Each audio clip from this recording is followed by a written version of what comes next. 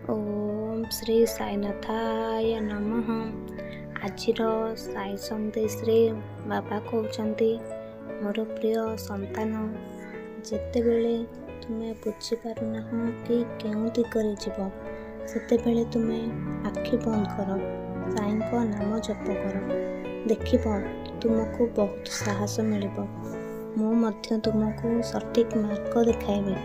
एही दुनिया रे बेले बेले केतेक व्यक्ति को किछि भूल न थाई मध्य कष्ट भोगिबाकू पड़िथाए, कष्ट जंत्रणा सहिबाकू पड़िथाए एवं वर्तमान तुम सह मध्य समान घटना घटुछि, किंतु एही घटनारू तुमे जीवन रो एक बहुमूल्य शिक्षा पाइब।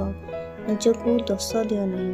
मु कहूछि मु तुम पाखरे प्रतिज्ञा करुछि खूब शीघ्र एक लीला घटिब, जहा परे तुम जीवनर एही समस्यार समाधान हेब।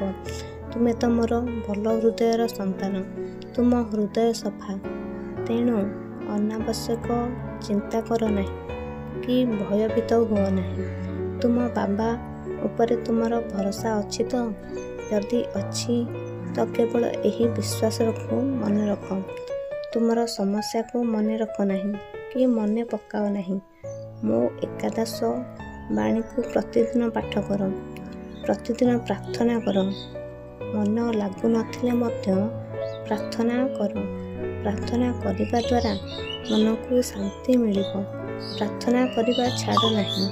प्रार्थना द्वारा भगवान तुम कथा शुणी थांती। ध्यान द्वारा तुमे भगवान को कथा शुणी थाओ। तुमे जीवन रे प्रार्थना एवं ध्यान दुईटी जाक नितांत जरूरी अटे।